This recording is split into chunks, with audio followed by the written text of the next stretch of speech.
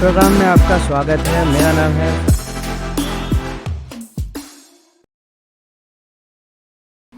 Advocate पीडिया cast में आपका स्वागत है। मेरा नाम है फयाज़ खालिद और आज के जो गेस्ट हैं मेरे साथ वो हैं एडवोकेट दुर्गा भारद्वाज।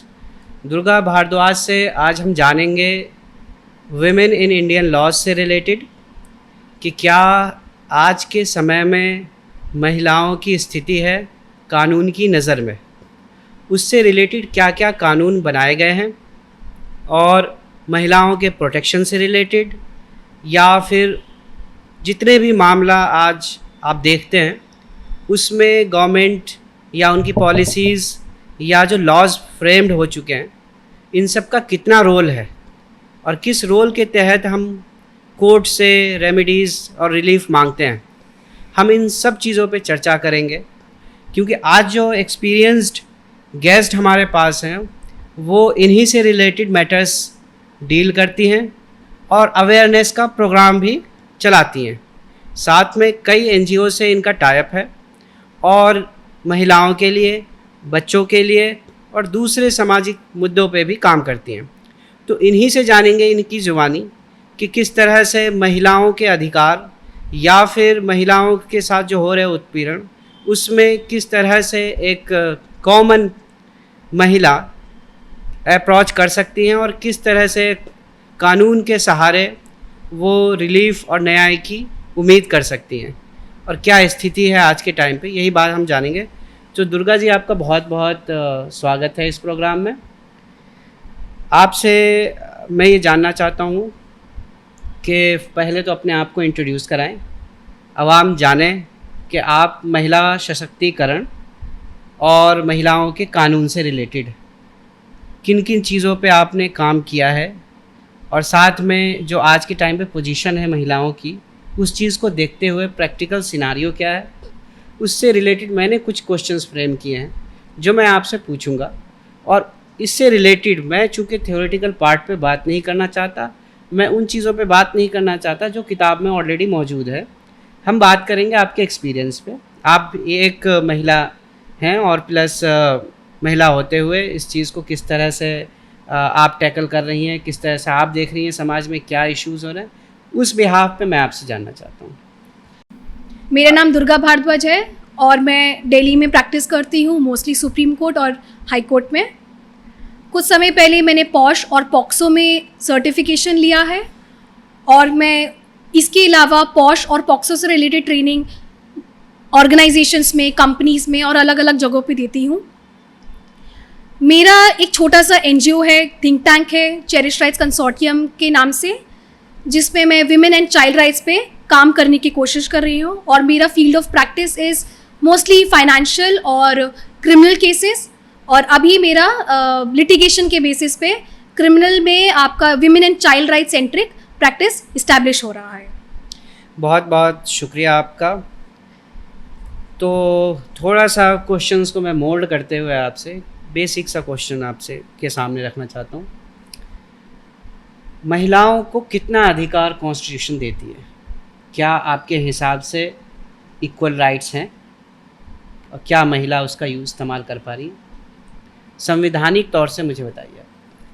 अगर मैं संवैधानिक तौर से बता सकूं आपको तो ये बताना चाहूँगी कि हमारा संविधान आर्टिकल 14 में कहता है कि इक्वालिटी बिफोर लॉ, मगर हमारे को ये चीज़ समझने से पहले कि एक्चुअली में आजकल की सोसाइटी में विमेन इक्वालिटी की पोजीशन से देखी जा रही है कि नहीं देखी जा रही है, उससे पहले हम एक बहुत हॉट डिबेट है इक्वालिटी वर्सेस इक्विटी का, जिसको हम समझना चाहेंगे।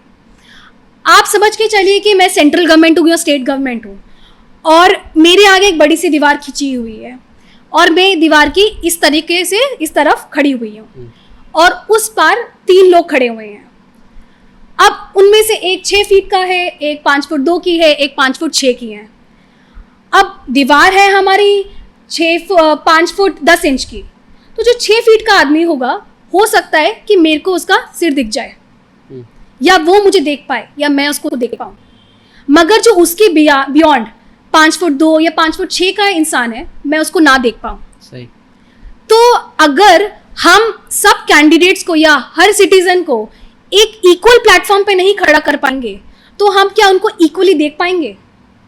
यहाँ पे आता है एस्पेक्ट ऑफ इक्विटी, जिसमें बोलता है जिसको जितनी की जरूरत हो उसको उतना दो। जी। जब वो बराबरी पे आ जाए तब उसको आप इक्वल तरीके से या इक्वालिटी बिफोर लॉ की तरीके से देख सकते हैं। तो आर्टिकल 14 जो हमारा संविधान का कहता है कि इक्वालिटी बिफोर लॉ, जी, कि आपको हर किसी को इक्वल तरीके से देखना है। इक्वल तरीके से कैसे देखेंगे? जब आप उनको कंपैरेटिवली थोड़ा सा बेनिफिट देंगे ताकि वो सब सेम स्टूल पे आ सके, सेम लेंथ पे आ सके। ओके। उसके बाद अगर हम समझेंगे कि आर्टिकल 15 वो बोलेगा कि आप डिस्क्रिमिनेट मत करो सबके अगेंस्ट। जो आपके सामने आ रहा है भले ही वो किसी भी जाति का हो, किसी भी धर्म का हो, किसी भी लिंग का हो, उसमें भेदभाव ना करें। तो ऐसे बहुत सारे आर्टिकल्स हैं। आर्टिकल 14 ले लीजिए आप, आर्टिकल 15 ले लीजिए आप, आर्टिकल 16 ले लीजिए जो कहता है कि अगर आपको एम्प्लॉयमेंट मिलती है तो आप किसी में भेदभाव नहीं कर सकते। एम्प्लॉयमेंट के बेसिस पे लड़कियों को कम अपॉर्चुनिटी देंगे, आप मर्दों को ज़्यादा देंगे। ठीक है। तो संविधान के ऐसे काफ़ी आर्टिकल्स हैं जो हमारे इस पे बात करते हैं। तो मैं ये जानना चाह रहा हूँ कि मान लीजिए आर्टिकल 14 की आपने बात की, इक्वालिटी की बात की। जी बिल्कुल। विमेन की अपनी रिक्वायरमेंट्स के हिसाब से जो नेचुरल रिक्वायरमेंट्स है, जैसे हम बात करते हैं मैटरनिटी बेनिफिट्स की, एब्सोल्युटली, हाँ जी। तो ज़रा इसके बारे में मुझे बताइए। देखिए, मैटरनिटी बेनिफिट हमारा संविधान भी कहता है कि देना चाहिए औरतों को। उसके अलावा मैटरनिटी बेनिफिट पे हमारा इंडियन लॉ एक ऑल टुगेदर एक अलग रेगुलेशन भी फॉलो करता है, जिसे मैटरनिटी बेनिफिट्स एक्ट भी कहते हैं। उसमें अगर कोई लेडी मैटरनिटी के लिए या प्रेगनेंसी के लिए कोई बेनिफिट चाहती है तो उसे 26 हफ्तों की लीव दे दी जाएगी। पहले ये 12 हफ्तों की थी, अब ये 26 हफ्तों की हो गई है, जिसको अप्रॉक्सीमेटली अगर हम बोलेंगे कि मोटा मोटी 6.5 महीनों की लीव हम इसमें औरतों को देते हैं।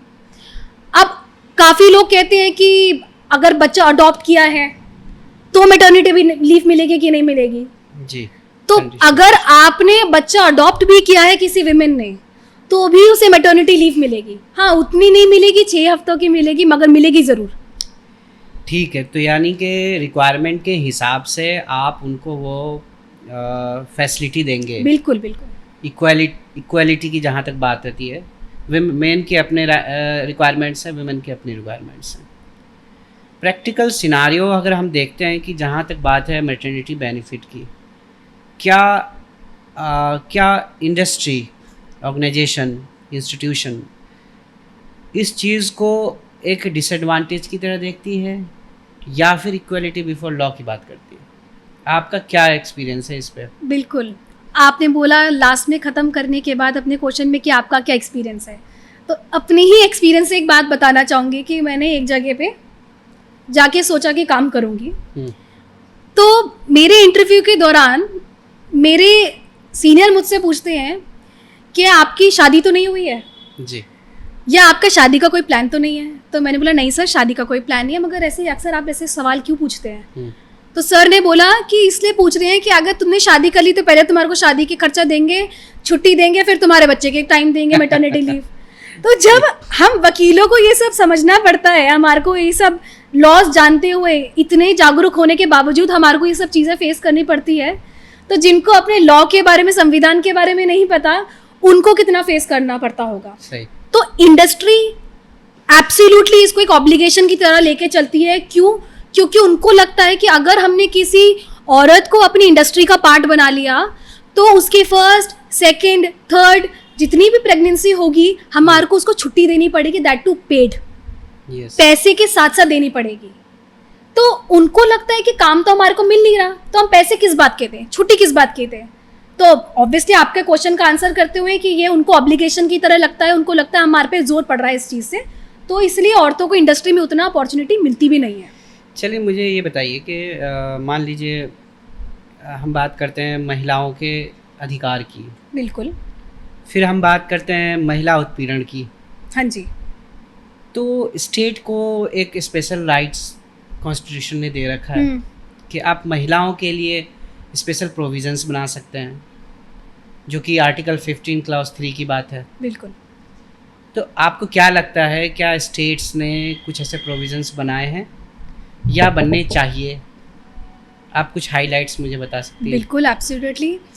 तो अगर हम इस चीज़ को समझें कि हमारे सेंट्रल गवर्नमेंट ने बोला कि 1/3 जिसको बोलेंगे 1/3 ऑफ जो टोटल अमाउंट है उतना आपको लड़कियों को रिजर्वेशन देना है, ठीक है, जो आपके 243A और T से लेके आपके कॉन्स्टिट्यूशन में लिखा भी गया है कि लड़कियों को रिजर्वेशन मिलनी चाहिए जैसे पंचायती राज। बट उन्होंने बोला कि चलो स्टेट गवर्नमेंट को अगर लगता है तो वो इसमें प्लस माइनस कर सकते हैं। संविधान ने बोला 1.3 1/3, मगर स्टेट गवर्नमेंट ने काफ़ी सारी इसमें 1/3 से लेके 50% कर दिया। उनको लगता है कि लड़कियां जो है बेटर लीडर हैं, वो ग्रास रूट लेवल पे जाके अच्छे लॉस पकड़ती हैं, अच्छी तरीके से लीड करती हैं।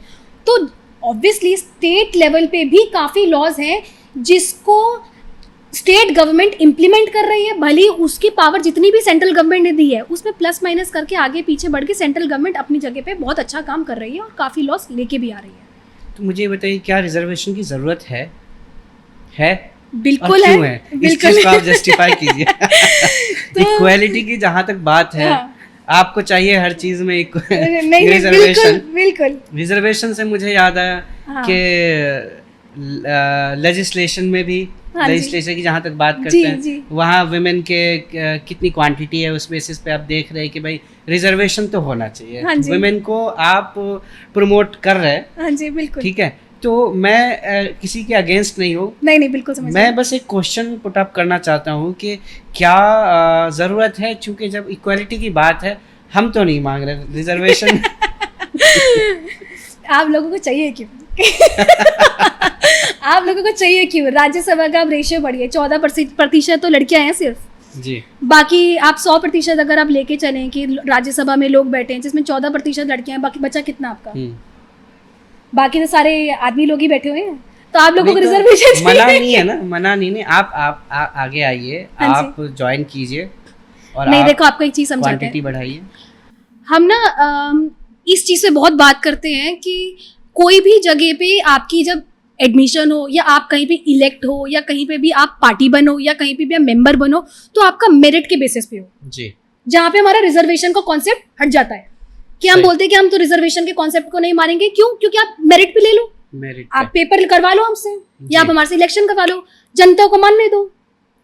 मगर आप ये चीज समझिए कि जो मेरिटोक्रेसी का कॉन्सेप्ट है उसके लिए या उस तक पहुंचने के लिए क्या एक फीमेल या एक मेल को equal amount of opportunity, resources, finances, networking मिलती है?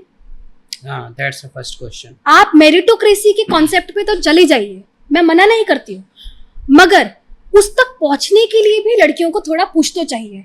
वही जो मैंने पहले बात करी थी कि इक्वालिटी वर्सेस इक्विटी का जो हम डिबेट बोलते हैं कि हम इक्वली तो देखना चाहते हैं सबको, मगर अगर कोई ऑलरेडी थोड़ा सा नीचे है, हम ऐसा नहीं बोलते कि औरतें वीक हैं, ठीक है, वीक नहीं बोलेंगे, जो सही शब्द रहेगा वो ये रहेगा कि हम डिसएडवांटेज्ड हैं। हम नहीं बोलते कि हम डरते हैं सोसाइटी अपनी एम्प्लॉयमेंट ऑब्लिगेशन से या फिर अपने डोमेस्टिक ऑब्लिगेशन से। लड़कियां कितना मतलब बाहर भी काम करती है, घर के अंदर भी काम करती है ना, जो वर्किंग वुमेन उन्होंने तो अपने ऊपर और ऑब्लिगेशन ले रखा है। सही। उनसे हम नहीं डरते, डरते हैं सोसाइटल ऑब्लिगेशन से। क्यों? अगर काम करके आ रहे हो तो घर में लास्ट में आके सास की या पति के ताने ना पड़े। जी। अगर ऑफिस में काम कर रहे हो तो हमारा बॉस ये ना बोले कि देखो तुम रात को रुकोगे नहीं क्योंकि तुम लड़की हो, या तुम्हारे को प्रमोट नहीं करा जाएगा। क्यों? क्योंकि तुमने तो मैटरनिटी बेनिफिट के लिए छुट्टी ले लेनी नहीं है, या फिर तुमने 2 महीने बाद बोलना है कि मेरे से मेरा घर बार के साथ ये जॉब नहीं संभल रही। आप मेरिटोक्रेसी के बेसिस पे जज करिए लोगों को, मना नहीं कर रहे, मगर उस मेरिटोक्रेसी की सिचुएशन तक लड़कियों को पहले पहुंचा दीजिए। और सिर्फ लड़कियों के लिए नहीं, अगर आपको लगता है कोई भी वल्नरेबल सेक्शन है, अगर आप बोलेंगे कि कॉन्स्टिट्यूशन इस चीज को बोलती है कि इक्वालिटी बिफोर लॉ, तो कॉन्स्टिट्यूशन ये भी कहती है आपकी कि SC, ST या कोई भी वल्नरेबल ग्रुप जिसको हमारी सपोर्ट की जरूरत है या जिसपे स्टेट गवर्नमेंट या सेंट्रल गवर्नमेंट को लॉज बनाने की जरूरत है, उनको अपलिफ्ट करके इक्वालिटी के स्टेज पे लाने के लिए, तो वो भी सेंट्रल गवर्नमेंट और स्टेट गवर्नमेंट करे। सही। जब एक सिचुएशन पे आ जाएंगे फिर हम कर लेंगे कैलकुलेट कि कौन आगे बढ़ा कौन कम करा, मगर उस चीज पे डिबेट नहीं है। मैडम, तो इसमें रिस्पॉन्सिबल कौन है? अगर डिसएडवांटेज की बात करती हैं, कॉन्स्टिट्यूशन में प्रोविजंस हैं, एक्ट्स बने हुए हैं, आपको क्या लगता है गवर्नमेंट इसको एग्जीक्यूट नहीं कर रही है? या एक समाज है जो एक कंजर्वेटिव सोच से चल रहा है? सर देखिए, समाज से मैं बात बोलूँगी, क्यों?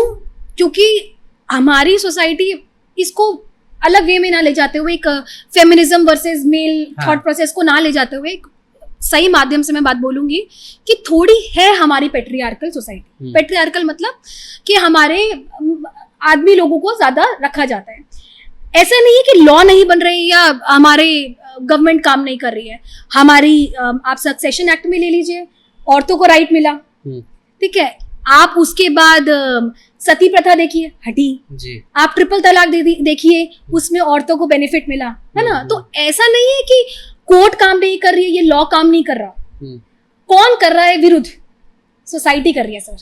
ठीक है, ठीक है। तो मैडम, जब ये 2012 में निर्भया कांड हुआ जी, हालांकि मैं तो आज भी न्यूज़ देखता हूँ, तो आज भी मुझे समझ आता है कि जो सिचुएशन 2012 से पहले थी वो आज भी है। जी बिल्कुल। आज भी रेप होते हैं, आज भी हीनियस क्राइम हो रहे हैं इस मामले में। बिल्कुल। जो 2012 में उसके बाद जो गाइडलाइंस बनाए गए, आप उसके बारे में क्या कहती हैं? उसके बारे में ये कहती हूँ, पहले तो शुरू करती हूँ तो इस चीज़ पे बोलूँगी कि बड़ा दुखद था वो सिचुएशन। उस केस सुन के ही सबके रूह कांप गई थी कि इतना बड़ा हमारे साथ हुआ। उसके बाद काफ़ी सारी ऐसी रेगुलेशंस आई जी, जिससे हमारे को ये पता चला कि हमारे इसमें कहाँ कहाँ लूपहोल्स थे लॉ में, है ना। काफ़ी लॉज ऐसे आए जिन्होंने बोला कि अगर कोई भी सरकारी अफसर या कोई भी पब्लिक ऑफिसर या पब्लिक सर्वेंट अपनी रिस्पॉन्सिबिलिटी को नहीं मानता या डिसोबे करता है, 166 जिसको कहते हैं धारा, तो उसको पकड़ के पनिश किया जाएगा। ठीक है, ठीक है। उसके बाद जो हम बोलते हैं सेक्सुअल असॉल्ट या सेक्सुअल हैरेसमेंट, तो उन दोनों की डेफिनेशन काफ़ी बढ़ गई, काफ़ी एक्सपैंड हो गई। हम कहते हैं वॉयरिज्म, एक वॉयरिज्म ऑल टुगेदर एक अलग एक्ट बन गया। ओके, ठीक है। एक अलग सेक्शन बना जिसमें वॉयरिज्म का बोला कि अगर कोई ये एक्ट करता है कि किसी का पिक्चर खींच रहा है, कोई एक्सप्लॉइट कर रहा है, तो उसको पनिश किया जाएगा। स्टॉकिंग एक अलग ऑफेंस बन गया, पहले ये सब नहीं था। ठीक है। उसके बाद क्रिमिनल अमेंडमेंट ऐसी ही आई कि काफ़ी जो रेप के पनिशमेंट थी वो स्ट्रिक्ट हो गई, एक्सपैंड हुई और स्ट्रिक्ट हो गई, लाइफ इम्प्रिजनमेंट तक चली गई। के गाइडलाइंस के बाद गवर्नमेंट काफी विजिलेंट हुई है इस मामले में, थोड़ा सेंसिटिविटी आई है। बिल्कुल सर। और इसी वजह से कुछ लॉज रिफॉर्म भी हुए हैं। बिल्कुल सर। तो अभी जो BNS लॉन्च हुआ उसमें रेप की क्या डेफिनेशन दी गई है? क्या कुछ चेंज हुआ है या वही है? सर देखिए, रेप का जो डेफिनेशन BNS 63 या 64 में आपको जो दिया गया है वो ये बोला गया है कि आपका, जैसे IPC में हमारे पहले लिखा हुआ था कि अगर आप अपना एनस हो रहा है या फिर यूरेथ्रा हो रहा है, टेक्निकलिटी में जाते हुए माउथ का हो रहा है, वजाइना का हो रहा है, तो ये सब एस्पेक्ट रेप में पुराने IPC की तरह कंसीडर करे गए। पेनिट्रेशन हो रहा है आपका, अप्लाई हो रहे हैं कहीं पे भी। उसके बाद BNS कहता है कि इसके 2 एक्सेप्शंस हैं। एक्सेप्शंस क्या है? पहले तो मैरिटल रेप, उसको मान्यता नहीं रखी जाएगी। ठीक। आप अगर मैरिटल रेप हो रहा है तो हम उसे मानेंगे नहीं। दूसरा ये कहता है कि अगर कोई मेडिकल प्रोसीजर के दौरान आपको लगता है कि रेप का कोई भी एलिमेंट समवट मिलता जुलता है, अगर पेनिट्रेशन हो रहा है किसी मेडिकल प्रोसेस के दौरान, तो उसे रेप की कैटेगरी में नहीं माना जाएगा। अगर आप कुछ ऐसा कर रहे हो जो जरूरी है मेडिकल पर्पस के लिए, ऐसा नहीं है कि आप अननेसेसरी कर रहे हैं, तो उसको मान्यता नहीं दी जाएगी। और रेप का, मैरिटल रेप का। दूसरा, कंसेंट पे काफी बात करा है BNS ने कि कंसेंट आप कैसे ले रहे हैं ये मैटर करता है। क्योंकि रेप का सबसे पहला एलिमेंट होता है कि इट इज नॉन कंसेंशुअल, जिसमें हमारी इच्छा या हमारी रजामंदी के विरुद्ध जाके कोई कार्य हो रहा है। तो इच्छा और हमारी रजामंदी के ऊपर काफी बात करी है BNS ने, जिसने बोला है कि अगर औरत नशे में है तो उसका अगर आपने कंसेंट लिया तो मान्यता नहीं रखी जाएगी। औरत अगर अनसाउंड माइंड की, अगर उसको ट्रीटमेंट चल रहा है तो उसकी मान्यता नहीं रखी जाएगी। अगर वो 18 से नीचे है तो फिर आप पॉक्सो के अंदर ऑब्वियसली पनिश होंगे, मगर वो भी नहीं मान्यता रखी जाएगी, वो स्टैट्यूटरी ऑफेंस बन जाएगा अपना अलग। तो ऐसे काफी कंसेंट पे, डेफिनेशन पे और अपनी एक्सेप्शन पे बीएनएस बोलता है। ठीक है, तो इसमें आप कुछ हाईलाइट कर रही थी मैरिटल रेप के बारे में। बिल्कुल सर। तो क्या ये ऑफेंस है? सर देखिए, अगर हम अभी अपनी लॉज को देख के बोलें तो मैरिटल रेप अभी एक ऑफेंस नहीं है। हाँ, बट मैं इस पर एक बात बोलना चाहूँगी कि इसके सपोर्ट में शायद मैं भी नहीं कि मैं बोलूँगी कि मैरिटल रेप को ऑफेंस होना चाहिए। ऑब्वियसली सर, मैं चाहती हूँ मैरिटल रेप ऑफेंस बने। बिल्कुल सर। अच्छा सर, क्यों मैं बोलूँगी बात जी।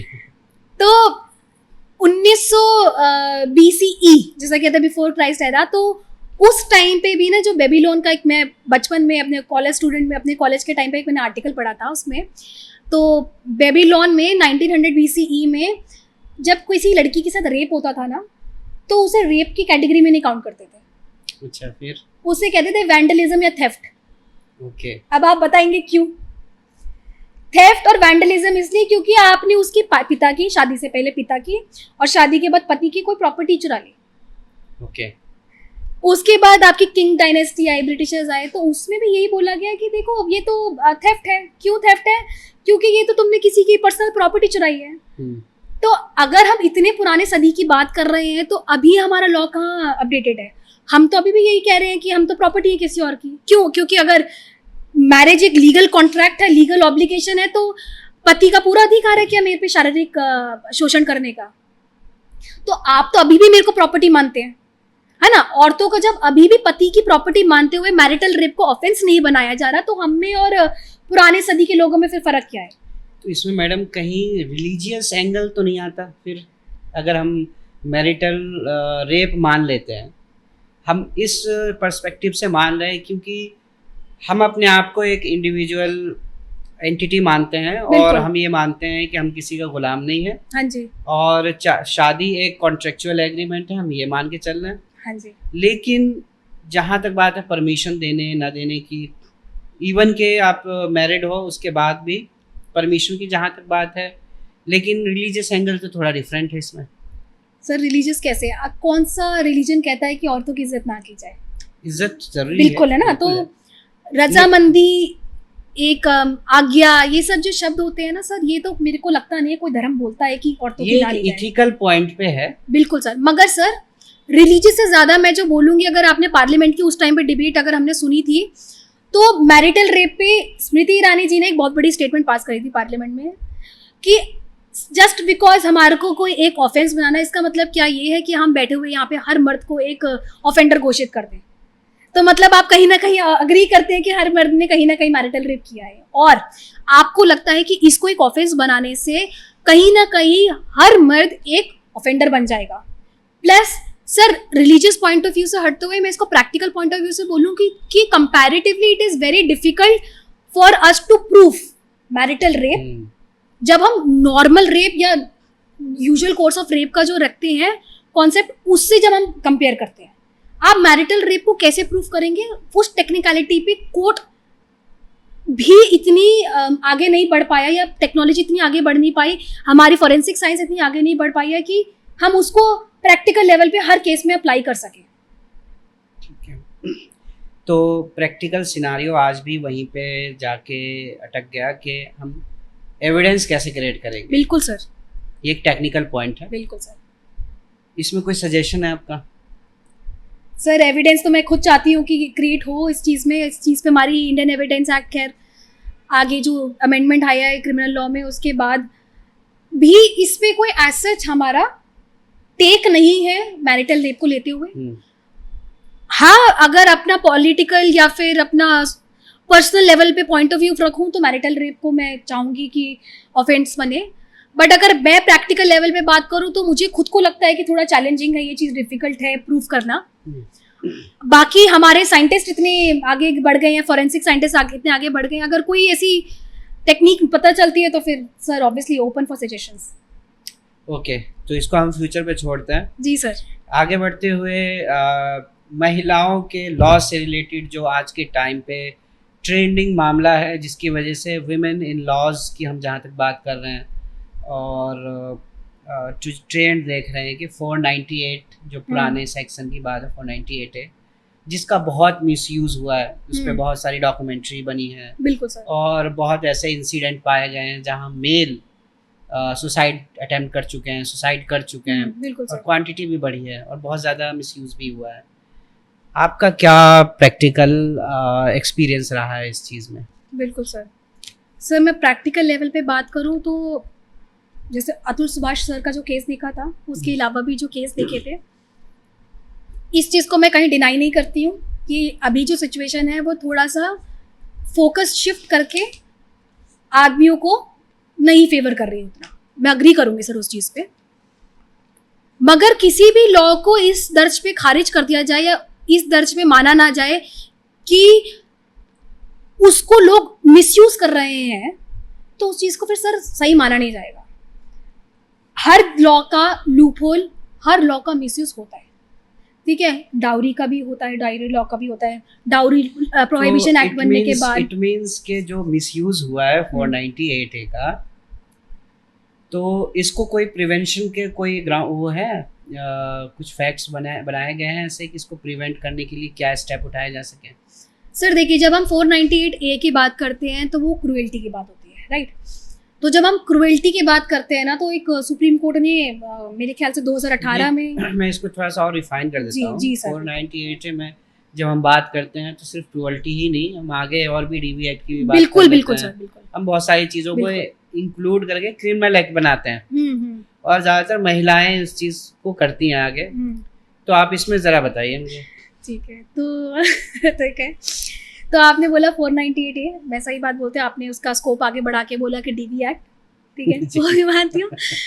देखिए 498 और DV एक्ट की तब बीच में इंटरलिंकिंग होती है जब आपका आगे अगर रिस्पोंडेंट अपनी गलती ना माने, या रिस्पोंडेंट को जो कोर्ट ने बोला आज्ञा दी हुई है DV एक्ट के अंदर अगर दी गई है, अगर रिस्पोंडेंट वो चीज़ नहीं मानता तो कोर्ट खुद कहती है कि 498A के अंदर भी एप्लीकेशन चला दी जाए जी, ठीक है। 498A सर स्पेसिफिकली सिर्फ क्रूएल्टी की बात करता है, DV एक्ट सिर्फ अपनी डोमेस्टिक वायलेंस की एक्ट बात करता है। दोनों की मैं बात करूँ सर, लूपहोल और मिसयूज दोनों का है, और सिर्फ इनका नहीं सर, हर लॉ का है, ठीक है। 2 केसेस 3 केसेस अगर लाइमलाइट में आए हैं तो इसका मतलब ये नहीं है ना सर कि उसके अलावा आपको एक और चीज़ बताएं सर, कि 5 साल में जितने मेन पे क्राइम हुए हैं, अगर मैरिटल में उसमें बोलूँ रिलेशनशिप में, उतना सर एक औरत की जाति पे सिर्फ 1 साल में होता है सर, और ये सेंसिस है सर। तो हमने क्या है ना सर, इग्नोर करना शुरू कर दिया है। अच्छा, मैं ये नहीं बोलती कि मेन हमारे फोकस को या हमारे विरुद्ध को या फिर जितना भी कोई भी चीज़ रहता है कि हम सपोर्ट को डिजर्व नहीं करते, मैं ऐसा बिल्कुल भी नहीं है। मगर मैं ये कहती हूँ कि किसी भी लॉ को गलत बोलने से पहले ये चीज़ समझना चाहिए कि उसका एक्चुअली में ऑब्जेक्टिव क्या था बनने का। जी, हमारा डोमेस्टिक वायलेंस एक्ट को बनाने का ऑब्जेक्टिव क्या था सर? डोमेस्टिक वायलेंस एक्ट को बनाने का ऑब्जेक्टिव ये था कि अगर किसी औरत के खिलाफ कोई उत्पीड़न हो रहा है, शारीरिक उत्पीड़न हो रहा है या मानसिक उत्पीड़न हो रहा है, कोई भी उत्पीड़न हो रहा है, अगर वो शादीशुदा है तो उसको बचाया जाए, है ना सर। अगर आप बोलेंगे डाउरी प्रोहिबिशन एक्ट सर, तो वो भी अगर आप उसके ऑब्जेक्टिव देखेंगे तो डाउरी प्रोहिबिशन एक्ट इसलिए बनाया गया था ताकि जो लोग अननेसेसरी की किसी औरत को या उसके परिवार वालों को परेशान करते हैं इस बेसिस पे कि आप हमारे को पैसे दे दीजिए, हमारे को प्रॉपर्टी ट्रांसफर कर दीजिए, गाड़ी ले हाँ, लीजिए। इस बात में कोई दो राय नहीं है कि बिल्कुल सर। महिलाओं के साथ उत्पीड़न होता रहा है, हमेशा लॉ का सर ऑब्जेक्टिव समझना चाहिए। होता रहा है, और ये जो लॉज बनाए गए हैं ये इस चीज को प्रिवेंट करने के लिए बिल्कुल बनाए सर, गए हैं। बिल्कुल। लेकिन इसका मिसयूज भी है, इसको भी आपको बिल्कुल एक्सेप्ट सर, करना है। बिल्कुल है सर। ना, सर इसका- मिसयूज तो खैर हर लॉ का है, मैं ये बात बोलूँ, हर लॉ का मिसयूज है। बिल्कुल सर, हर लॉ का मिसयूज है। क्यों? क्योंकि सोसाइटी हमारी इतनी डाइवर्स है कि हमारे बिल्कुल स्ट्रिंजेंट लॉ ऐसा कोई बन नहीं सकता जिसका लूपहोल सोसाइटी ढूंढ ना ले। चलिए, तो इसी से मैं रिलेटेड एक और क्वेश्चन पूछ जी लेता सर, हूँ। पूछिए।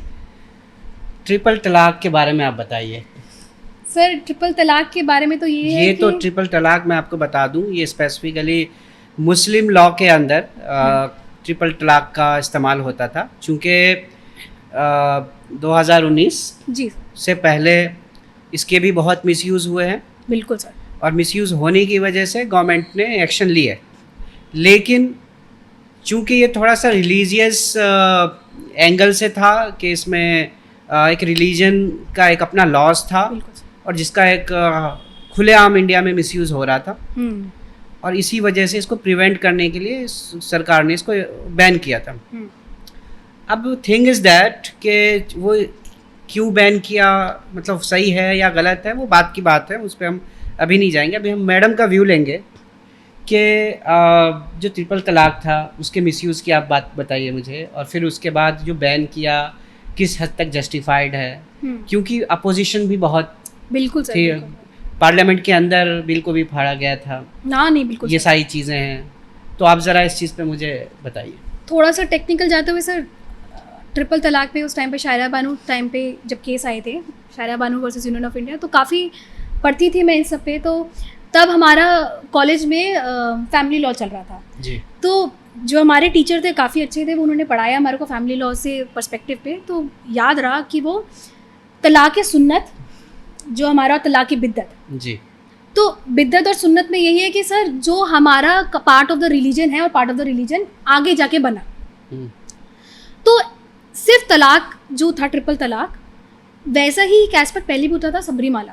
हम्म, तो हम बोलते हैं कि रिलीजियस पॉइंट ऑफ व्यू की ट्रिपल तलाक जो था वो तो रिलीजियस था बिल्कुल। हम्म, सर था तो सबरीमाला भी, मगर हमारा कोर्ट ये देखता है कि कोई भी रिलीजियस प्रैक्टिस जो लेटर ऑन इंट्रोड्यूस हुई है, जो हमारे देखो रिलीजियस टेक्स्ट्स में नहीं लिखी गई है, अगर लिखी भी गई है तो आज का हमारा सोसाइटी का स्ट्रक्चर देखते हुए अगर वो किसी भी इंसान का राइट ले रही है या उसे परेशान करने में अगर किसी का हाथ है, तो constitution, court, supreme court, parliament ऐसी जगहों पे इंटरवीन करके उसे हटा देता है।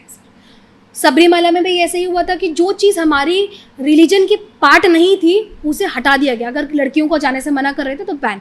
सेम सर ट्रिपल तलाक में भी, कि वो बोल रहे थे कि तलाक बिद्दत कि उसमें आपको वक्त नहीं मिलता अपने आप को और अपने पति के साथ जो आपकी जो डिस्प्यूट्स हैं उसको सॉर्ट करने का। हाँ, तलाक सुन्नत में है जो कि आप लोगों को, आपको खुद को लगता है कि तलाक एहसन, और तलाक हसन में आपको वक्त मिलता है 90 दिन का या 3 महीने का, जितना भी वक्त रहता है, जिसमें बैठ के दोनों पति पत्नी अपने सॉर्ट कर सकते हैं।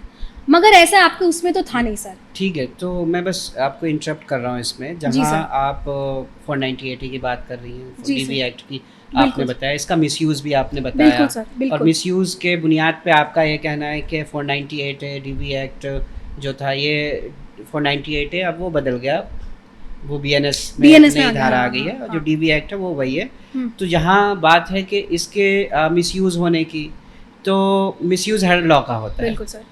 तो यही एक रिलीजियस एंगल भी था कि अगर चूँकि इस्लामिक पर्सपेक्टिव ये है कि जो 1400 साल पहले कुरान आया, बिल्कुल और सर। जिसमें कुरान को द वर्ड ऑफ गॉड्स कहते बिल्कुल हैं, सर, बिल्कुल सर। तो वर्ड ऑफ गॉड को वो बदलवाना नहीं चाहते, चेंज नहीं करना चाहते। उसी से रिलेटेड जो हदीस आई जिसके अंदर तलाक के और बहुत सारी चीज़ों की डिस्क्रिप्शंस पूरी तरीके से जो प्रॉफिट, लास्ट प्रॉफिट थे, उनके टाइम पे हदीसें लिखी गई और मतलब कलेक्ट की गई, और फिर उसके बाद आगे बाद में पब्लिश वगैरह की गई थी। तो जो भी इंस्ट्रक्शंस हैं, गाइडलाइंस हैं, चाहे वो तलाक के बहुत सारे फॉर्म्स थे, उनमें एक तलाक ट्रिपल तलाक भी था। जब इसको बदलवाने की बात हुई तो जो अपोजिशन था उनका ये कहना था कि ये हमारा रिलीजियस लॉ है, बिल्कुल सर। अगर कहीं मिसयूज़ हो रहा है तो गाइडलाइंस बनाइए, प्रिवेंशन के गाइडलाइंस बनाइए, लॉ को बैन मत कीजिए। जैसे कि आप 498 है या इसकी बात कर रही हैं कि लॉ को बैन मत कीजिए, आप कुछ गाइडलाइंस बनाइए, प्रिवेंट कीजिए, इसका मिसयूज़ ना हो। तो गवर्नमेंट स्टेप उठा सकती थी कि ट्रिपल तलाक को बैन ना करके, मतलब जो लॉज है, लॉज के साथ छेड़खानी ना करके गाइडलाइंस लगाते कि ट्रिपल तलाक कब होगा, किस तरह से होगा। जब मैं पार्लियामेंट की स्पीच सुन रहा था तो उसमें जो नए लॉज प्रपोज किए गए थे उसके हिसाब से अगर कोई करेगा तो क्रिमिनल एक्ट माना जाएगा, 2 साल की सज़ा हो जाएगी। तो आपने ये बात कहा कि अगर ये इसलिए बैन हुआ क्योंकि इसमें हस्बैंड वाइफ को टाइम नहीं मिलता सर, लेकिन जब क्रिमिनलिटी की बात हो जाती है, 2 साल सज़ा की बात हो रही है, तो फिर इसमें कहाँ टाइम मिल रहा है, देखिए वहाँ सर, तो और ज़्यादा वर्स्ट हो रहा है जो ना। हमारा ये लॉ बैन हुआ था, ये शायरा बानू वर्सेस यूनियन ऑफ इंडिया में हुआ था, इसमें सिर्फ ट्रिपल तलाक का पॉइंट नहीं उठा था सर। ठीक है, इसमें 3 और एस्पेक्ट थे जो जुड़े हुए थे। पॉलीगैमी का भी एस्पेक्ट था सर, ठीक है। तो एक और था निकाय हलाला, आई गेस, अगर मैं गलत नहीं बोल रही थी तो निकाह हलाला जो होता है एस्पेक्ट, वो भी था हमारा जो उठाया गया था। तो 3 लॉज थे जिस पे सर उन्होंने बोला था, शायरा बानो मैम ने। तो जो बेंच थी सर वो सिर्फ एक एस्पेक्ट पे नहीं सुन रही थी, और जो 5 जजेस की बेंच थी सर वो डिवाइड भी इसी तरीके से हुई थी कि कुछ 2 लोग सपोर्ट भी कर रहे थे इस चीज़ पे कि हमारे को अपने रिलीजियस एस्पेक्ट में इंटरफेयर करने की कोई ज़रूरत नहीं है, और 2 से 3 लोग ने ये बोला था कि हमारे को इंटरफेयर करना चाहिए उस हद तक कि जिस हद तक हम किसी और को प्रोटेक्ट कर रहे हैं सर। उसमें एक पार्टी मुस्लिम फोरम भी थी जिन्होंने भी अपना काउंटर ओपिनियन उस टाइम पे रखा था सर, मगर आपने जैसे बोला 498A को और बाकी आपने लॉज को जो एक कंपैरिजन करा है सर, फिर वो बात आती है कि हमारे को किसी भी लॉ का या फिर किसी भी चीज़ का बनने का ऑब्जेक्टिव देखना चाहिए, ठीक है। तलाक दीजिए सर, मना नहीं करें, मैं रिलीजियस पॉइंट ऑफ व्यू से कभी कॉन्ट्रडिक्ट नहीं करना चाहूँगी, मगर तलाक अब की टाइम पे ऐसा होना चाहिए सर कि अगर सिर्फ लीगल कॉन्ट्रैक्ट या फिर मैरिटल कॉन्ट्रैक्ट की तरह से शादी को ना देखा जाए, ठीक है सर। अगर हम मैरिटल कॉन्ट्रैक्ट या फिर लीगल कॉन्ट्रैक्ट के राइट्स रिस्पांसिबिलिटी सब होनी चाहिए सर, बिल्कुल। तलाक को बैन नहीं करा गया सर, है ना, तलाक को नहीं बैन किया गया, तलाक अभी भी है आपके पास रेमेडी सर, आपके पास रेमेडी अभी भी तलाक की है। अगर आपको आपकी बीवी या किसी की भी बीवी कुछ भी रहता है उत्पीड़न, तो तलाक की रेमेडी हर उस सेक्ट के इंसान के पास है जिसपे ये लॉ एप्लीकेबल है, मगर वो कैसर कैटेगरी बैन करी गई है जो कि दूसरे के फंडामेंटल राइट्स को सर छीनता है, ठीक है। तो बाकी ऐसा नहीं है कि अभी आपके पास रेमेडी नहीं, आप ऑब्वियसली सर वाइफ भी इसके लिए अग्री कर सकती है, खुला कर लेती हैं, और बिल्कुल सर, तलाक का कंसेप्ट है वो है टाइम टू टाइम बिल्कुल सर, बिल्कुल सर। जैसे मैंने बताया था तलाक की सुन्नत वाली हमने जो कॉन्सेप्ट करा था कि ऐसा नहीं तलाक बैन, बस ये है कि मिसयूज बहुत ज्यादा बिल्कुल था सर। 2019 तक बहुत मिसयूज था। एज अ लॉयर हमने, हमारे भी बहुत क्लाइंट्स रहे मिसयूज, मेल ने इसका बहुत अच्छे से फ़ायदा उठाया, लेटर्स के ज़रिए, फ़ोन कॉल्स के ज़रिए, लेकिन बस बात जहाँ तक गवर्नमेंट इंटरफेयर की थी, मुस्लिम्स के जो अपने एक किताब है, जिस किताब पे उनका पूरा लॉज है और उसी हिसाब से वो चलते हैं, तो वो 1400 साल से कोई इंटरफेयर नहीं है। बस वो ये नहीं चाहते कि कोई भी गवर्नमेंट आए, आज उनको ये पसंद तो ये कर दो, कल उनको वो पसंद तो वो अमेंडमेंट कर दो। अमेंडमेंट्स वो नहीं चाहते, वो अपने हिसाब से इस चीज़ को चाहते, इसलिए अपोजिशंस थे। मैं वही सर कह रही हूँ कि जो अब हम डिस्कशन है तलाक का, वो बैन नहीं हुआ जी। ट्रिपल तलाक जो कि फंडामेंटल राइट्स को खींचता है, वो बैन हुआ। दूसरी बात सर ये कि उस टाइम पे भी बेंच ने हमारे को ये बोला था कि पार्लियामेंट डिसाइडेड, और ऊपर से ये अब स्टेट टू स्टेट वेरी करता है, ये कोई इम्पोजिशन नहीं है इस चीज़ का। जिस स्टेट को लगता है कि हमारे स्टेट में बहुत ज़्यादा इस चीज़ का मिसयूज़ हो रहा है, तो वो चाहे तो इसको रोकने के लिए इम्पोज कर सकते हैं, और कई स्टेट ने इम्पोज किया और कई स्टेट ने नहीं किया है। कहीं तो क्रिमिनल है, कहीं क्रिमिनल नहीं है। बिल्कुल सर, हमारे को ऑब्जेक्टिव और ग्राउंड्स देखना चाहिए। इसी टाइप से जितने भी लॉज, अदर लॉज मिसयूज़ हो रहे हैं, चाहिए गवर्नमेंट को कि इसका कुछ स्टेप उठाए और कुछ प्रिवेंटिव स्टेप उठाए, गाइडलाइंस ऐसी बने कि इसका मिसयूज़ ना हो सके, कर्सिव एक्शन ऐसे लिए जाए कि कोई फिर हिम्मत ना करे कि इसका मिसयूज़ करके कोर्ट को मिसलीड करे। बिल्कुल सर, नहीं एब्सोल्युटली ऐसे ही रहना चाहिए। तो मैडम, जहाँ हम डिवोर्स की बात कर रहे हैं, तो इतने सारे आप आज के टाइम पे देख रहे हैं डिवोर्स के फॉर्म्स उजागर हो गए। रिसेंटली हमने एक पॉडकास्ट कवर किया था जिसमें एक ग्रे डिवोर्स का कंसेप्ट था कि ओल्ड एज में भी डिवोर्स लोग लेते हैं। एक तो कंसेप्ट ये है कि ओल्ड एज में हस्बैंड वाइफ में कोई बातचीत नहीं रहती है, कोई इस तरह का रिलेशन ही नहीं रहता, बातचीत का भी, मिलने जुलने का भी, कोई राइट्स रिस्पॉन्सिबिलिटीज़ का। तो इससे बेहतर है कि एक ग्रे डिवोर्स लेके उसकी जो राइट्स है, उसकी जो रिस्पॉन्सिबिलिटी है, उससे आप बरी हो जाइए, आप उसका जो हक है उसको देख के अलग हो जाइए। तो ये एक ग्रे डिवोर्स का कंसेप्ट आज के टाइम पे ट्रेंड पे चल रहा है। जो हिंदू मैरिज एक्ट की हम बात करें या फिर अदर फॉर्म्स ऑफ दूसरे रिलीजन की भी बात करें, क्योंकि जो डिवोर्स का कंसेप्ट है वो जनरली पर्सनल लॉ से गवर्न होता है।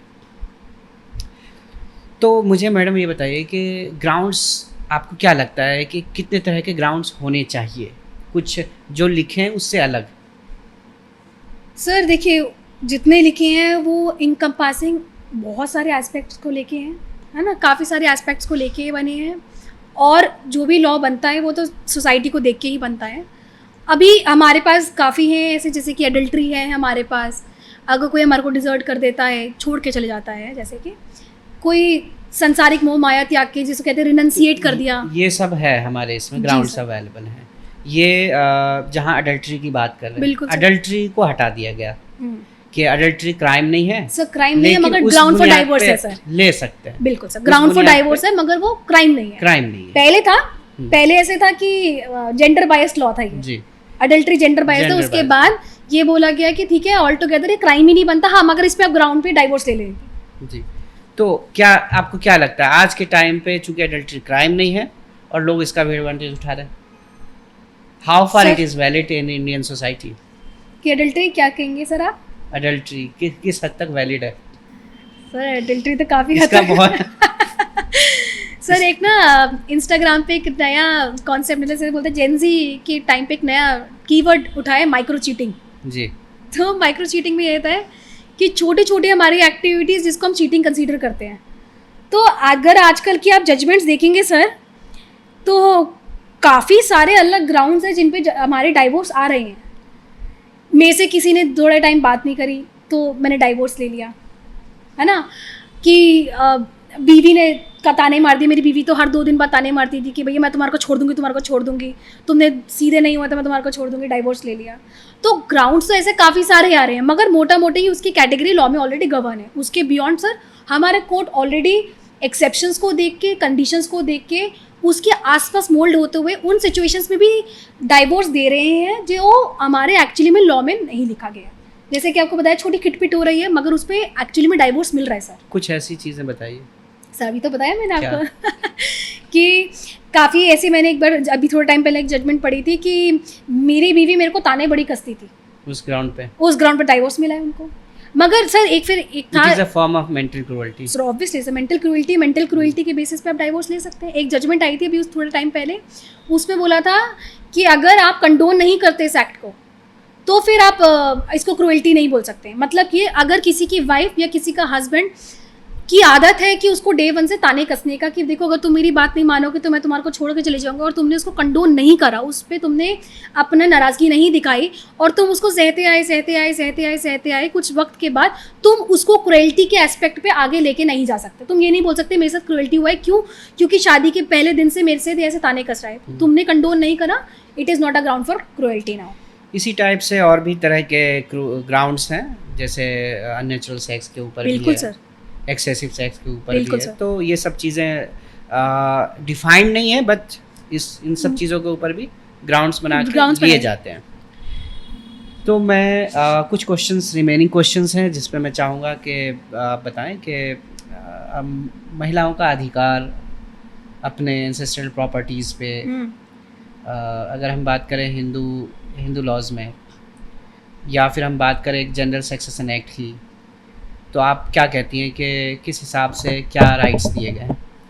सर पहले राइट्स नहीं थे विमेन को इस पे। पहले जो हमारी लीनेज होती थी ना, वो जो हमारे वंश जिसको कहते हैं कि वंश जिससे आगे बढ़ रहा था, उनको पहले अधिकार मिलते थे हमारी प्रॉपर्टी पे। सर कुछ टाइम पहले फिर हमारी एक अमेंडमेंट आई जिसमें ये बोला कि आप अपनी वंश जिससे आगे बढ़ रहा है उनको दो राइट, उन प्रॉपर्टीज़ पे दो जो प्रॉपर्टीज़ आपकी खुद की अक्वायर्ड है, विल के थ्रू दे दो आप, ठीक है, जिन्हें हम कहते हैं टेस्टामेंट्री राइट, जो विल के माध्यम से हमारे को किसी भी आप अपने बच्चे को, वाइफ को अपना उसमें टेस्टामेंट के थ्रू अपने पार्टी बना सकते हो। हाँ, मगर रही आपके एंसेस्ट्रल प्रॉपर्टी के बाद, जिसे हम इंटरस्टेट प्रॉपर्टी कहते हैं सर, उस पर हमेशा अब ये बोला गया है कि हमेशा ऐसा रहेगा कि इक्वल डिवीजन रहेगा किसी भी विडो पे, इक्वल डिवीजन रहेगा आपकी बेटी पे भी, और इक्वल डिवीजन रहेगा आपके बेटे पे भी सर जी।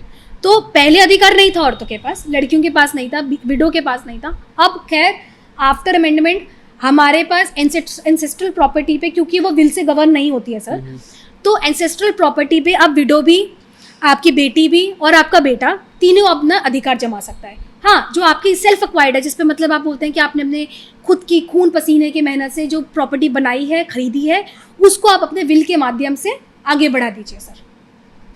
ठीक है, तो मैं एक लास्ट टॉपिक लूँगा, जी sir. That is related to आजकल के टाइम में इंटरनेट का जो जनरेशन है ये, और इसमें बहुत ज़्यादा ऑनलाइन हरासमेंट, ऑनलाइन महिलाओं के साथ जो उत्पीड़न हो रहा है, क्रूअल्टी भी मान लीजिए ऑनलाइन आज के टाइम पे बिल्कुल सर, हो रहा है। There are various forms. तो आपके हिसाब से क्या लॉज हैं इस तरह के जो प्रोटेक्ट कर रहे हैं, और अगर नहीं तो क्या होना चाहिए, क्या अमेंड होना चाहिए? सर देखिए, पोस्ट लॉकडाउन काफ़ी ऑफेंसेस ऐसे नए नए आए जिससे हमें पता चला कि इन ऑफेंसेस का माध्यम ये भी हो सकता है। माध्यम कैसे? ऑनलाइन या वर्चुअल। ये तो लॉकडाउन से पहले हमारे को लोगों को पता नहीं था सर। जब हमारा ऑफिस ऑनलाइन स्विच कर गया, हमारी सोशल मीडिया प्रेजेंस आगे बढ़ गई लॉकडाउन में। अब काफ़ी लॉज हैं हमारे पास सर। हम बोलेंगे आईटी एक्ट में भी हमारे पास काफ़ी प्रोविजंस है, हमारे पास आईपीसी में भी काफ़ी प्रोविजन है, बीएनएस में भी काफ़ी प्रोविजंस है, जिसमें हम सामने वाले को बोल सकते हैं अगर हम हमारी पिक्चर लेके एक्सप्लॉइट करता है, सेक्सुअली उसको मैनिपुलेट करते हैं, इस तरीके से ट्रैप करते हैं। बिल्कुल सर। अगर आप इम्पर्सनेट करते हो, जैसे हमारे हिंज, टिंडर ऐसे प्लेटफॉर्म्स होते हैं, उसमें आप किसी दूसरे इंसान की शक्ल दिखा के आप अपने आप को कोई और दिखा रहे हो जी, उसके भी ऑफेंसेस है। अगर आप सर किसी और को ऑनलाइन प्लेटफॉर्म में गलत शब्दों का इस्तेमाल कर रहे हो, उसके भी ऑफेंसेस है। इसमें सर अगर 2 मिनट का वक्त चाहूँगी तो अपने दिल के काफ़ी करीब एक टॉपिक का उठाना चाहूँगी जिसे पॉश कहते हैं सर। उसका एक शी बॉक्स पोर्टल है, और सिमिलरली सर साइबर क्राइम के लिए भी एक पोर्टल है, जैसे cybercrime.gov.in का पोर्टल है। शी बॉक्स, अगर आपका sexual harassment at work place हो रहा है सर, तो आप शी बॉक्स पे जाके कंप्लेंट रेज कर सकते हैं। अगर आपका साइबर ऑफेंस इन जनरल हो रहा है सर, तो आप साइबर सेल के जो है आप उस पर जाके ऑनलाइन साइट पे अपनी वो लॉन्च कर सकते हैं। और सर वो एक और है कि उसमें एक अलग कैटेगरी भी है कि विमेन एंड चाइल्ड प्रोटेक्शन जी। उसमें आप अपनी कैटेगरी में डालेंगे तो आपका रिड्रेसल कंपैरेटिवली जल्दी होगा सर जी। और शी बॉक्स तो खैर इंटायरली आपको एम्प्लॉयमेंट बेसिस पे जो सेक्सुअल हैरेसमेंट होता है उसके लिए बनाई है। उसके बाद भी सर हमारे पुलिस स्टेशन में काफ़ी साइबर सेल है। हर पुलिस स्टेशन में अपना साइबर सेल होता है लोकेटेड, तो आप किसी भी पुलिस स्टेशन पर जाके उनके साइबर सेल पर जाके कंप्लेंट रेज करेंगे तो काफ़ी जल्दी रिड्रेसल है इसका। अगर आपके साथ कोई भी टाइप ऑफ साइबर क्राइम होता है, ऑनलाइन माध्यम पे कोई क्राइम होता है, भले आपकी कोई बॉस कर रहा है, एम्प्लॉयर कर रहा है, कोई सामने वाला पर्सन कर रहा है, तो आपके पास काफ़ी माध्यम है इसके कंप्लेंट लॉन्च करने के। चलिए, तो सर मैडम आपसे पर्सनल क्वेश्चन मैं पूछ लेता हूँ। जी सर। आप लीगल फील्ड में हैं और मेहनत कर रही हैं, लिटिगेशन केस में हर तरह के मामले में रही हैं। आपके लिए क्या ये इको फ्रेंडली इन्वायरमेंट है? एक लड़की हो के काम करना, नए लोगों से मिलना और अपने लिए एक इकोसिस्टम क्रिएट करना, हाउ फ्रेंडली इट इज़, और क्या लगता है कि क्या गाइडलाइंस होनी चाहिए? सर देखिए, गाइडलाइंस तो काफ़ी सारी बनी है। मैं अगर बोलूँ कि एम्प्लॉयमेंट के बेसिस पे कि मेरे को अपॉर्चुनिटी नहीं मिल रही, तो ऐसा नहीं है, ठीक है। मगर सोसाइटी काफ़ी जगह पे सोसाइटी के कारण ड्रॉबैक्स क्रिएट होते हैं सर जी। अगर मैं बोलूँ, आपने जैसे बोला कि क्या आप अपना वैसा सर्कल बना पा रहे हैं, सर नेटवर्किंग के बेसिस पे ही किसी लड़की को सबसे ज़्यादा प्रॉब्लम होती है। क्योंकि अगर कोई आदमी किसी आदमी से नेटवर्किंग करेगा तो उसे एज अ नेटवर्किंग के पर्सपेक्टिव से ही देखा जाएगा जी। मगर अगर मैं ज़्यादा बोलने लगी, मैं ज़्यादा जैसे बोलते हैं ना चुलबुले एक पन दिखाया या ज़्यादा बातचीत करा, तो लोग हमारे पर्सपेक्टिव को सर गलत पर्सपेक्टिव में ले जाते हैं, हमारी बात करने के तरीके को। अगर मैं नेटवर्किंग के पर्सपेक्टिव से भी लोगों से ज़्यादा बात करूँगी तो भी वो मेरे बात करने के ढंग को किसी अलग पर्सपेक्टिव में ले जाएंगे सर जी। मेरे नेटवर्किंग को नेटवर्किंग की तरह नहीं देखा जाएगा सर। और ये चीज़ मैंने पर्सनल लेवल पे भी एक्सपीरियंस करा है। अगर मैं बोलूँ तो कोर्ट में नहीं, उसके बियॉन्ड भी अगर मुझे लगता है कि मुझे अपने लीगल फ्रेटर्निटी के बियॉन्ड भी लोगों से जानना चाहिए, लोगों से मिलना चाहिए, बातचीत करनी चाहिए, तो काफ़ी लोग ऐसा है कि मेरे को, या फिर जितना मैंने नोटिस करा है कि औरतों को गलत पर्सपेक्टिव से देखते हैं कि देखो ज़्यादा बोल रही है ना, या फिर ठीक है तुम्हारे से हम तुम्हारे को फेवर कर देंगे, तुम क्या बदले में दोगी, एग्जैक्टली है ना। तो ये सर रहता है क्विड प्रो क्यू। तो क्विड प्रो क्यू वाला तो कॉन्सेप्ट सर लड़कियों के लिए है ही, जब हमारी नेटवर्किंग का रहता है। आज के टाइम पे भी एग्जिस्ट करती है। बिल्कुल सर, एब्सोल्युटली। इसलिए नहीं क्योंकि हमारा लॉ कोई काम नहीं कर रहा, इसलिए नहीं हमारा कोर्ट नहीं काम कर रहा, इसलिए क्योंकि हमारी सोसाइटी अभी भी बैकवर्ड है। और उसमें जो रोल निभा रहे हैं पढ़े लिखे लोग भी। बिल्कुल सर, बिल्कुल पढ़े लिखे लोग निभा रहे हैं। एजुकेशन से चीज़ें बदलती हैं, माइंड अपग्रेड होता है, फिर हम लोगों को जेंडर बायस नहीं होते हैं। बिल्कुल सर, है ना, रेस हो, चाहे कास्ट हो, क्रीड हो, सेक्स हो, बर्थ, कुछ किसी बेसिस पे हम कोई डिस्क्रिमिनेशन नहीं करते हैं, हम जब एजुकेटेड एनफ हो जाते हैं, लेकिन उसके बावजूद भी हम ये सब चीज़ देखते हैं सर बताऊं किसी न क्या किसी है? लेवल पे। आपने एजुकेशन तो ले लिया, मगर जो वो क्वेश्चन मार्क है ना, वो एजुकेशन के बाद अराइज करता है। जैसे कि अगर आपने ज़्यादा पढ़ लिया या नॉर्मली पढ़ भी लिया, तो लोग ना सवाल पूछते हैं। जैसे अगर मैं लॉयर हूँ या अगर मैं आदमी होती तो मैं लॉ पढ़ती, तो मेरे को लगता कि अच्छा ठीक है, मेरे पास पॉक्सो पड़ा हुआ है, मेरे पास sexual harassment at work place for women पड़ा हुआ है, या फिर मैं बोलूँ डोमेस्टिक वायलेंस जिसमें विमेन का राइट है, तो मैं क्वेश्चन करूँगी कि औरतों का क्यों है, आदमियों का क्यों नहीं है ना? तो ऐसा नहीं है सर, एजुकेशन से कोई इंसान चेंज होता है, ऐसा कुछ नहीं होता है सर। एजुकेशन से बस ये होता है कि आपको राइट वे पता चल जाता है, डायरेक्शन पता चल जाता है, आप सॉल्यूशंस ढूंढ लेते हो। मगर आप लास्ट में आकर पढ़ लिख करके किनके बीच में बैठ रहे हो, उससे बहुत फर्क पड़ता है सर। तो इस माइंडसेट को कैसे बदला जाए, यही हमारा लास्ट क्वेश्चन है, और इसी के साथ आप संबंध करेंगे कि किस तरह से आपका जो एक्सपीरियंस रहा है विमेन लॉ से रिलेटेड, आपने जगह जगह जाके आपने अवेयरनेस प्रोग्राम भी चलाए हैं। तो समाज के जो पुरुष हैं या महिला या जो भी लोग हैं, जो कंट्रीब्यूशन है उनका समाज में, किस तरह से इस चीज़ में बदलाव लाया जा सकता है, किस तरह से इक्वल अपॉर्चुनिटी की बात की जा सकती है, किस तरह से डिप्राइव्ड लोगों को प्रमोट किया जा सकता है, और जितने भी कंजर्वेटिव थॉट है इससे आगे उभर के कैसे आया जा सकता है, और इसको सेफ जोन में किस तरह से देखा जा सकता है। सर सबसे पहले तो ये है कि हमारे को अपना थोड़ा माइंडसेट ब्रॉड करना पड़ेगा। अगर कोई इंसान हमारे आगे बैठ के इन चीज़ों के बारे में बात कर रहा है, इसका मतलब ये नहीं है कि वो एंटी मेल लॉज के ऊपर बात कर रहा है। अगर मैं आके बोलूँगी कि I am a women rights lawyer, does not mean कि मैं आदमियों के विरुद्ध बात कर रही हूँ जी। अगर हमारा आज का सेशन पूरा इस चीज़ पे गया है कि विमेन राइट्स इन इंडिया और विमेन लॉज इन इंडिया, तो इसका मतलब ये नहीं कि मेरे को आज के बाद कोई आदमी अप्रोच करेगा तो मैं बोलूँगी नहीं तुमने तो रेप करा तो मैं तुमसे बात क्यों करूँ। हाँ। तो पहले तो हमारे को अपने पर्सपेक्टिव चेंज करना पड़ेगा। अगर कोई क्लाइंट अप्रोच कर रहा है तो इसका मतलब ये नहीं मैं उसको बोलूँगी देखो तुम रेपिस्ट हो, तुमने विमेन के अगेंस्ट करा है। धर्म तो हमारा यही कहता है ना सर, वकालत का, कि हर कोई आए तो उसको केस लो। तो हमारे को अपना perspective as a society change करना पड़ेगा कि अगर कोई औरत या कोई आदमी बैठ के हमारे से इन चीज़ों के ऊपर बात कर रहा है तो वो इसलिए बात नहीं कर रहा क्योंकि वो दूसरी जाति धर्म के अगेंस्ट है, वो इसलिए बोल रहा है क्योंकि उसको उस पर्टिकुलर जाति धर्म लिंग के ऊपर लगता है कि थोड़ा डिसएडवांटेज है। अगर मैं आज विमेन राइट्स पे बात कर रही हूँ तो इसका मतलब ये नहीं कि मैं मेल्स के अगेंस्ट हूँ, या मैंने अतुल सुभाष सर से कुछ सीखा नहीं है, या उन वैसे केसेस से कुछ सीखा नहीं है। सीखा सर बहुत है, रियलाइज हुआ, महसूस भी हुआ। अपने भी भाई हैं, पिता हैं, जैसे हम बोलते हैं ना कि तुम्हारे भी घर में माँ बेटी हैं, तो हमारे घर में भी पिता हैं, भाई हैं, सब कुछ है। हम भी फील करते हैं ऐसे केसेस के लिए, ऐसा नहीं है। मगर हम प्रैक्टिकल लेवल पे आके बात करते हैं कि किसी चीज़ की अगर ज़्यादा क्वांटिटी में केसेस हो रहे हैं तो इसका मतलब ये नहीं है कि वो लॉ ही गलत है। सही है ना सर। पहला पॉइंट ये है कि हमारे को अपना आउटलुक थोड़ा पर्सपेक्टिव चेंज करना पड़ेगा उन लोगों के लिए जो एक्चुअली में अवेयरनेस फैला रहे हैं। ठीक है, अगर वो अवेयरनेस फैला रहे हैं तो उनकी बात को सुनना इस तरीके से चाहिए सर कि हम ऑफेंड ना हो, कि हम उससे ट्रिगर ना हो। हमारे को ये समझना चाहिए कि अगर वो ये इंसान ऐसी बात बोल रहा है तो क्यों बोल रहा है, या उसके पीछे का रीजनिंग क्या है, उसके पीछे का रैशनल नेक्सस क्या है। कहीं से तो ये स्टेम कर रहा होगा ना सर। अगर मैं आ जाके बोल रही हूँ कि डोमेस्टिक वायलेंस में बोला कि पॉक्सो है, पॉश है, बहुत सारे लॉस हैं, तो कहाँ से अराइज कर रहे हैं। जैसे मैंने रेपिटेटिवली सेशन में बोला कि ग्राउंड्स देखने चाहिए, रीज़न देखना चाहिए, हमारे को देखना चाहिए प्रीलिमिनरीली क्यों बना था ये लॉ। ऐसे ही सर अगर कोई बोल रहा है, क्यों बोल रहा है, समझो क्या हुआ था। अगर निर्भया के बाद लॉ अमेंड हुए तो क्यों हुआ, क्योंकि उस लड़की ने अपनी जान गंवा के इतने सारे लोगों को जागरूक करा कि देखो ऐसा भी होता है। अगर विशाखा गाइडलाइन बनी तो उस लड़की ने अपनी जान गंवाई और बधाई, उसने अपना इतने साल कोर्ट में अपनी आवाज़ उठाई कि देखो ऐसा भी कुछ होता है। सही।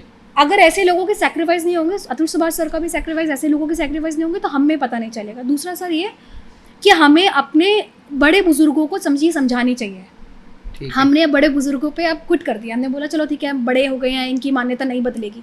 उनको समझाओ, क्योंकि अगर आपकी बहू आ रही है, आपका दामाद आ रहा है तो वो उनसे डीलिंग करेंगे। तो इस तरह से मतलब एक अवेयरनेस बिल्कुल सर समाज में, और तब जाके equal opportunity sir society level पे अगर आप अवेयरनेस फैला देंगे, लीगल पॉइंट ऑफ व्यू पे या फिर कोर्ट के पॉइंट ऑफ व्यू में अपने आप बन जाएगा। क्योंकि कोर्ट खुद से देख लेगा या लॉ खुद से देख लेगा कि देखो ये लोग इस चीज़ पे बात कर रहे हैं, हमारे को इस पे लॉ बनानी चाहिए। तो इसी के साथ मैं आज का प्रोग्राम यहीं पे ख़त्म करता हूँ। और मैडम दुर्गा भारद्वाज ने आज हमें जितना एनलाइटन किया कि समाज में किस तरह की बुराई है और उससे रिलेटेड जो भी लॉज बने हुए हैं, वुमेन को किस तरह से प्रोटेक्ट करती हैं और क्या क्या चीज़ें होनी चाहिए, इनसे उम्मीद करते हैं कि नेक्स्ट पॉडकास्ट में फिर आएँ और किसी एक नए टॉपिक पे इनसे बातचीत हो, डिस्कशन हो, इससे आप लोगों को जानने को मिले। मैडम आपका बहुत बहुत शुक्रिया इस प्रोग्राम में। धन्यवाद।